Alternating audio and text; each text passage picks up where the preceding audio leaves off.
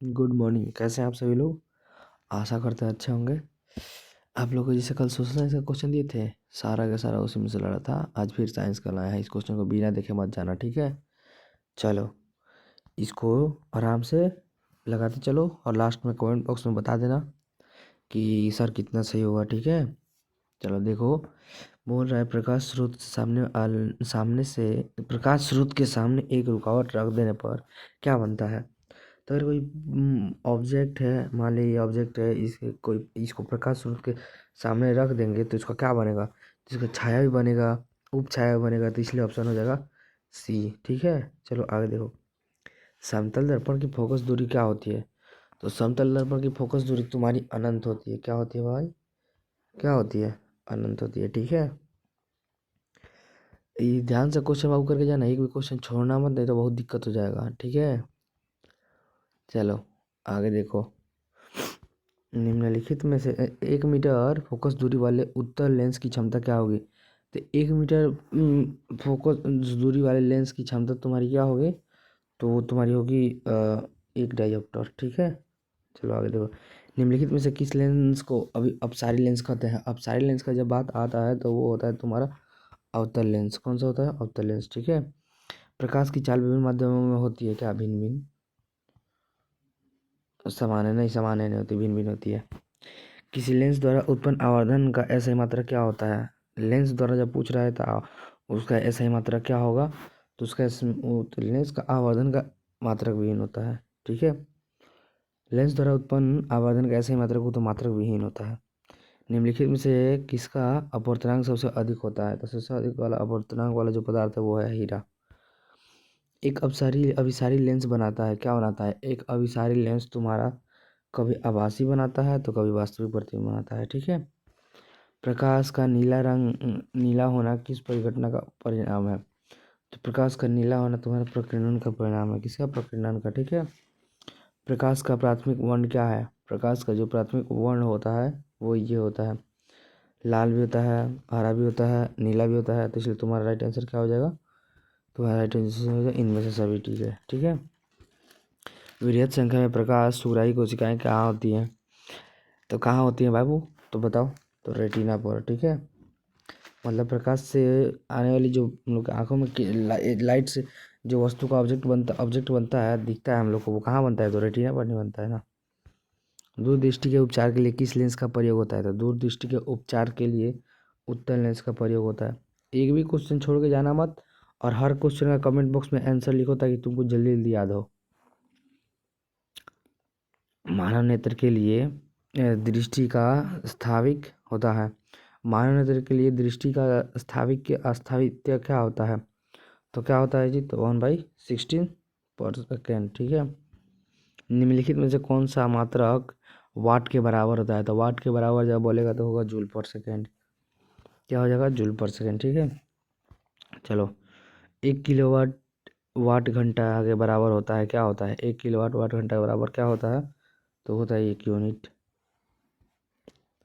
विद्युत शक्ति का ऐसे मात्रक क्या होता है? विद्युत शक्ति का SI मात्रक तुम्हारा होता है वाट।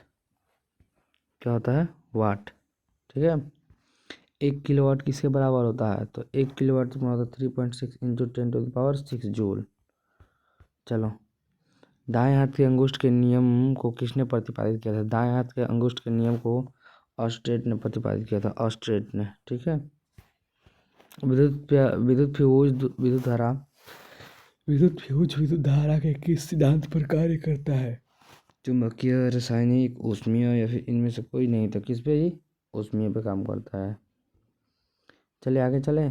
1 एम्पियर 1 माइक्रो एम्पियर बराबर होता है किसके? 1 माइक्रो एम्पियर जो होता है वो तुम्हारे 10⁻³ एंगस्ट्रॉम के बराबर होता है। प्रतिरोध का मान बढ़ाने पर प्रतिरोधकों को जोड़ा जाना चाहिए किस क्रम में? जब प्रतिरोध का मान बढ़ रहा है तो प्रतिरोधकों को श्रेणी क्रम में जोड़ा जाना चाहिए। इलेक्ट्रिक हीटर की कुंडली बनाने में किस पदार्थ का प्रयोग किया जाता है? तो इलेक्ट्रिक हीटर की कुंडली बनाने में नाइक्रोम का यूज किया जाता है। किसको यूज किया जाता है बाबू? नाइक्रोम का, ठीक है? निम्नलिखित में से कौन ग्लोबल वार्मिंग के लिए उत्तरदायी है? तो ग्लोबल वार्मिंग के लिए तुम्हारा उत्तरदायी है कार्बन डाइऑक्साइड, ठीक है? चलो, इनमें से कौन जीवाश्म ईंधन है। जीवाश्म ईंधन का जब बात आता है तो मानना कोयला। सूर्य तथा अन्य तारों द्वारा उत्सर्जित विशाल ऊर्जा का स्रोत क्या होगा, कौन सा होगा? नाभिकीय विखंडन, नाभिकीय संलयन या फिर दोनों? नहीं, दोनों तो होगा नहीं, दोनों तो होगा नहीं, होगा तुम्हारा नाभिकीय संलयन। नाभिकीय विखंडन मत मार देना, नाभिकीय विखंडन नहीं होगा, इसलिए तुम्हारा केवल नाभिकीय संलयन होगा, याद रखना। चलो, टिहरी बांध निर्माण का उद्देश्य क्या था? जो टिहरी बांध था उसका निर्माण का उद्देश्य क्या था? तो वो था तुम्हारा भूमि की सिंचाई, बिजली उत्पादन, जल आपूर्ति। तो इसलिए तुम्हारा राइट आंसर क्या हो जाएगा? Option number D. ठीक है। चलो, खिलौनों में किस सेल का उपयोग किया जाता है? तो खिलौनों में तुम्हारा सूखा सेल का उपयोग किया जाता है। और एक और बात बताओ, जो सेल होता है सोलर पैनल में किस धातु का यूज किया जाता है? जल में विद्युत अपघटन, सोलर पैनल में किस धातु का उपयोग किया जाता है? तो उसको कमेंट बॉक्स में बताओ आंसर। जल में विद्युत अपघटन में कैथोड पर कौन सी गैस मुक्त होती है? कौन सी? ओजोन, ऑक्सीजन, हाइड्रोजन या फिर इनमें से कोई नहीं? कौन सी मुक्त होती है बाबू? तो ये होती है आपकी हाइड्रोजन। ठीक है। चलो, नीचे दी गई अभिक्रियाओं के संबंध में कौन सा कथन सत्य है? तो ZnO+C, तो Zn+CO कौन सा है जी? तो तुम्हारा कार्बन उपचयित हो रहा है, कार्बन उपचयित हो रहा है। ठीक है। Option number C. जस्ता और तनु हाइड्रोक्लोरिक अम्ल की अभिक्रिया के फलस्वरूप इनमें से कौन सा गैस बनता है? तो कौन सा गैस बनता है? तो बनता है तुम्हारा हाइड्रोजन। ठीक है।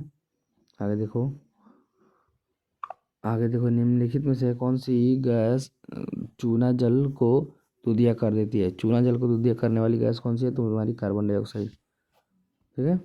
चलो आगे देखो, निम्नलिखित में से कौन सा बुझा हुआ चूना है? तो बुझा हुआ चूना CaOH का होल 2। ठीक है। दंत मंजन पराया क्या होता है? क्षारीय। कैसे कि हमारे दांत जो होते हैं ना वो अम्लीय और लार अम्लीय होता है, तो अम्ल के कारण हमारे दांत को भी अम्लीय कर दे, इसलिए क्षारीय से यूज करके उसको नॉर्मल करते हैं। नींबू में कौन सा अम्ल होता है? तो नींबू में जब पूछेगा तो होगा तुम्हारा सिट्रिक अम्ल। ठीक है। मिल्क ऑफ मैग्नीशिया का पीएच मान क्या होता है? मिल्क ऑफ मैग्नीशिया का तुम्हारा पीएच मान 10.5 होता है। ये पीएच मान वाला सा क्वेश्चन आएगा। जस्ता का अयस्क है, जस्ता का क्या अयस्क है? जस्ता का अयस्क है जिंक ब्लेड। धातु जो सिर्फ अम्लराज में घुलता है वह क्या है? धातु जो सिर्फ अम्लराज में घुलता है वो तुम्हारा क्या है बाबू? तो है तुम्हारा कॉपर।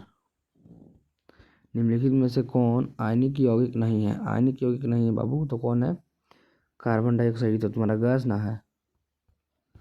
हीलियम गैस है कैसा? अक्रिय, सक्रिय या फिर उदासीन? तो हीलियम जो है अक्रिय गैस है। सबसे कठोर प्राकृतिक पदार्थ कौन सा है? तो हीरा। 40 को में कितना आप लोग का सही हुआ? और बेंजीन का रासायनिक सूत्र C6H6 कहाँ है? D नंबर में। मारते चलो। हाइड्रोजन के दो परमाणुओं के बीच कौन सा आबंध बनता है? तो हाइड्रोजन के जब दो परमाणु की बात होता है तो यहाँ पे तुम्हारा एकल आबंध बनता है, मतलब एक आबंध। ठीक है। चलो, चूना जल का रासायनिक नाम क्या है? ये बाबू 2 बार पूछ चुका। चूना जल जो चाहे बुझा हुआ चूना जो था ना, कैल्शियम हाइड्रोक्साइड। और भाई ये नहीं ना, कैल्शियम हाइड्रोक्साइड। ठीक है। आगे देखो, चीनी का रासायनिक सूत्र तो C12H22O11, इसी को मेल्टोज भी बोलते हैं, इसको याद रखना। और कैल्शियम जो है और होता है ना ग्लूकोज, तो C6H12O6 होता है, लेकिन हाँ जब चीनी का पूछेगा तो C12H22O11 होता है। ठीक है। चलो आगे देखो, निम्नलिखित में से कौन सा कार्बनिक यौगिक सबसे अधिक क्रियाशील है? अब देखो, जो सबसे अधिक क्रियाशील तुम्हारा होता है ना वो होता है C2H6। ठीक है। चलो, मेंडलीफ ने अपनी आवर्त सारणी तैयार करने के लिए कौन सा मापदंड अपनाया? तो मेंडलीफ जो थे वो परमाणु द्रव्यमान का यूज करके अपने आवर्त सारणी को बनाए थे। ठीक है। चलो, निम्नलिखित में से कौन क्षार धातु नहीं है? क्षार धातु नहीं है तो कौन सा नहीं है बाबू? तो है आपका मैग्नीशियम। आगे चले, निम्नलिखित में से कौन हैलोजन समूह का सदस्य है? तो हैलोजन समूह के बारे में जब बात आता है तो तुम्हारा हो जाएगा ब्रोमीन। जिंक की परमाणु संख्या क्या होती है? तो जिंक की तुम्हारी परमाणु संख्या होती है 30। Zn। निम्नलिखित में से कौन विद्युत ऋणात्मक होता है? तो विद्युत ऋणात्मक का जब बात आएगा तब वो तुम्हारा हो जाएगा अधातु। देखो एक बताओ, 50 क्वेश्चन हो गया, तुम लोग का कितना सही हुआ और कितना इसमें से तुम लोग को याद हो गया? राजस्थान के किस ग्राम में चिपको आंदोलन के क्रम में महिलाओं ने तेजी दे दी, जाने दे दी? तो किस ग्राम में, ग्राम का नाम पूछ रहा है। तो पवना ग्राम, खेजरी ग्राम, रानी ग्राम या फिर रेनी ग्राम? तो कौन सा ग्राम था जी बाबू? तो आपका रेनी ग्राम था, ऑप्शन नंबर डी। चले आगे बढ़े। चलिए, निम्नलिखित में से किसके कारण पर्यावरण में संतुलन बिगड़ जाता है? वनारोपण, बढ़ती जनसंख्या, अधिक बड़े पौधे का उगना, जैव विविधता?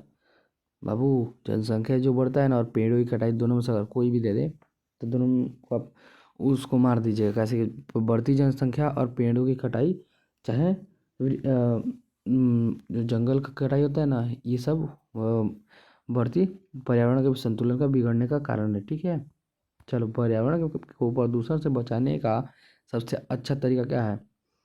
वस्तु का पुनर्चालन, ये भी सही है।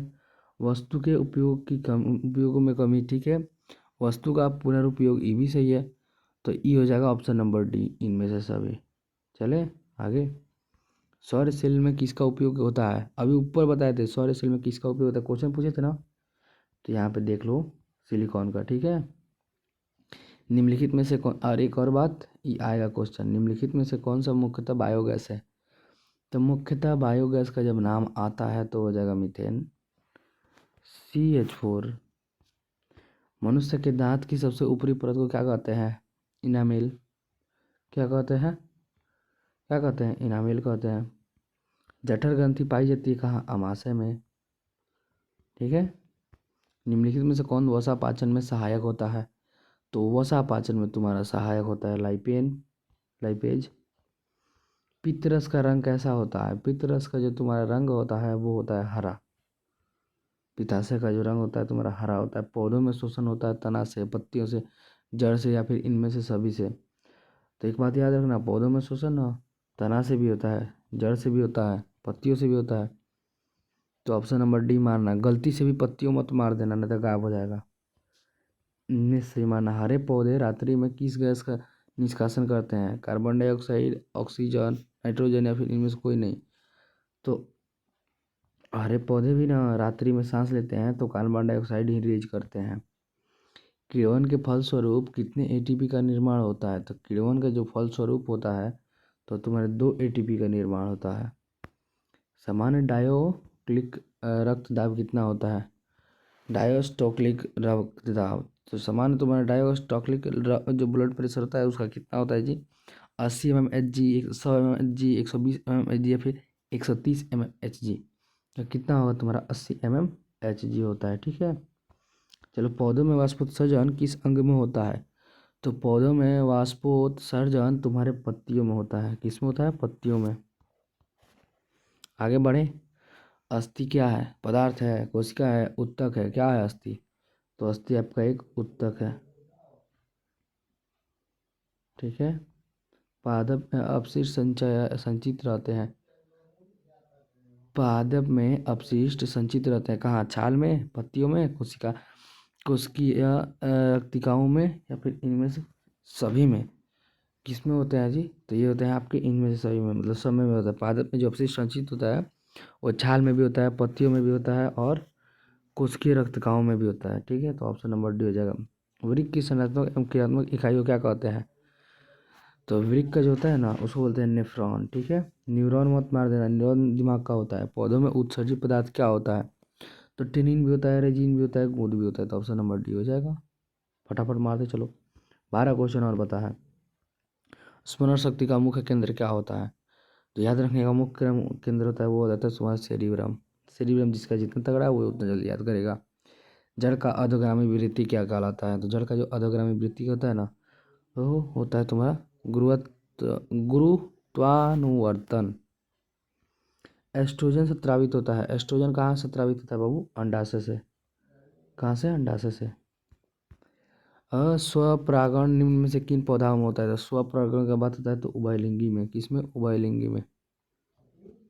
गर्भाशय में के किस भाग में भ्रूण विकसित होता है? तो गर्भाशय के तुम्हारा जो होता है ना वो मेट्रियम में विकसित होता है। निम्नलिखित में से कौन सा भाग केवल पुरुष जननांग में पाया जाता है? तो केवल पुरुष जननांग में पाया जाने वाला तुम्हारा है ना वो शुक्रवाहिका ही होती है। अनुवांशिकता के पिता किसको कहते हैं? तो अनुवांशिकता के पिता तुम्हारे कहते हैं किसको? तो ग्रेगर जॉन मेंडल को, जो कि मटर के बीज से बताए थे। मेंडल किस देश के ईसाइयों के लिए एक मठ के पादरी थे? किस देश के लिए? तो वो तुम्हारे थे ऑस्ट्रिया के। ठीक है। इनमें से कौन वर्गीकरण के सबसे ऊपरी पायदान में अवस्थित है? वंश, गण, वर्ग या फिर जगत? कौन है जी? तो जगत, पादप जगत, जंतु जगत। सूक्ष्म उपभोक्ता का उदाहरण है। सूक्ष्म उपभोक्ता का उदाहरण क्या है बाबू? तो है तुम्हारा जीवाणु। हाँ, ये भी सही है।